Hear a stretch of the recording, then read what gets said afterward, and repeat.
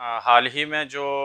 इंतज़ामिया की तरफ से गवर्नर इंतज़ामिया की तरफ से एक आर्डर आया है कि औकाफ़ की ज़मीनों की निशानदेही की जाएगी, इसका हम खैर मकदम करते हैं। लेकिन ख़दशा हमें ये है कि पहले हुकूमतों की तरह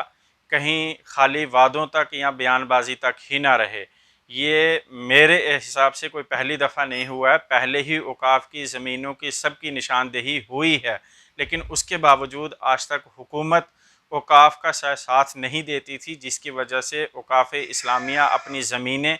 जो इंक्रोचमेंट हुई है, लोग उस पर काबिज़ हैं, उसको छुड़ाने में शायद फेल रहा। लेकिन ऐसा लगता है जिस हिसाब से अब इंतज़ामिया ने एक फ़ैसला लिया है कि शायद अब औकाफ़ इस्लामिया के अच्छे दिन आने वाले हैं और इंक्रोचमेंट जो हुई है और लोग जो उस पर काबिज़ हुए हैं उनसे शायद अब ज़मीन को वागुज़ार करके औकाफ़ की प्रॉपर्टी को शायद बचाया जाएगा। अगर ऐसा होता है तो बहुत अच्छी बात है।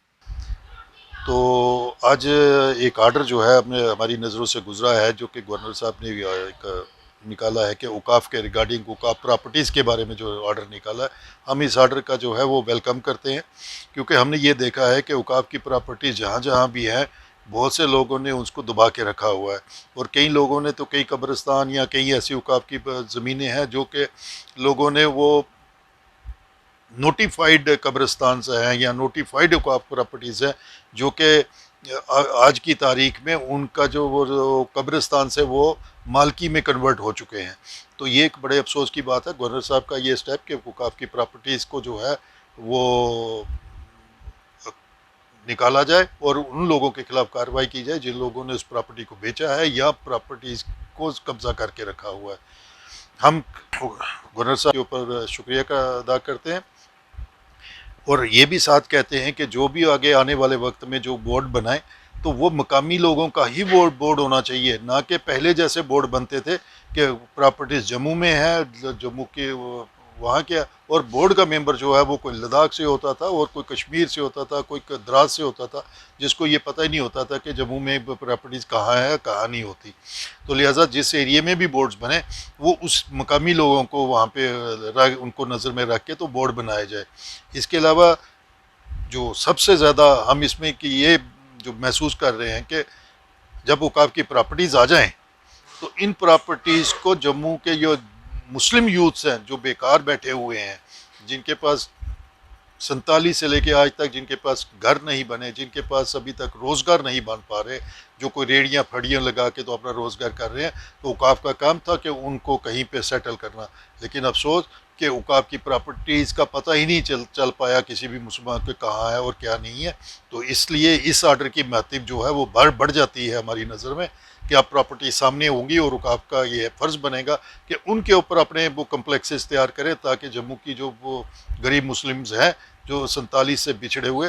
वो अपना रोज़गार जो है उन प्रॉपर्टीज़ के ऊपर जो कम्प्लेक्सेस बनेंगे उसके ऊपर जो है वो अपना रोज़गार चलाएंगे। देखिए, ये वेरिफिकेशन तो हमारा जो सर्वेइंग के बाद वेरिफिकेशन वगैरह होती है वो एक नॉर्मल प्रोसेस है, चलता रहता है।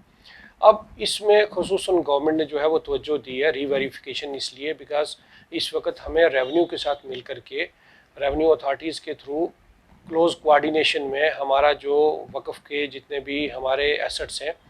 उनको रेवेन्यू और वक्फ़ के जितने भी एम्प्लॉइज़ हैं उन्होंने मिल करके उनको ट्रेस आउट करना है। अगर कहीं भी डिमार्केशन इश्यूज़ हैं उसमें रेवेन्यू की टीम्स को इंस्ट्रक्शंस दी गई हैं, वो रेवेन्यू के जितनी भी अथॉरिटीज़ हैं वो साथ रहेंगी और जो उनके पास रेवेन्यू रिकॉर्ड है उसके थ्रू हमें पता चलेगा, हम लोकेट कर पाएंगे कि अगर कहीं हमारी कोई प्रॉपर्टी जो है वो अनक्रोच प्रॉपर्टी है तो उसका हमें पता चलेगा, या कहीं कोई खसरा नंबर अगर कोई गलत आया है या कहीं चेंज हुआ है या कोई भी चीज़ है तो उसको हम फील्ड में जा करके उसको रीवेरीफाई करके हमें उसकी जो इन्वेंट्री हमारी है फिर वो कंप्लीट हो जाएगी। पहले ही हमने एसेट जितने भी इन्वेंट्राइज कर दिए हैं और उसको जियो टैग भी कर दिया है। अब जो थोड़े बहुत एसेट बचे हैं और उनमें जहाँ डिमार्केशन इश्यूज आ रहे हैं ये वेरिफिकेशन उसी के लिए चल रही है। देखिए, इसमें एक जो इस बार ख़ास बात हो रही है वो जियो टैगिंग को लेकर के है। जियो टैगिंग जब आपने एक बारी कर दी तो उसके बाद चूंकि सैटेलाइट पे किस जगह पे आपका एग्जैक्टली लैट लॉन्ग के हिसाब से आपको पता है कि आपकी वहाँ पे एक प्रॉपर्टी है और आज के टाइम में उस प्रॉपर्टी की शेप कैसी है, उसकी हैयत कैसे है।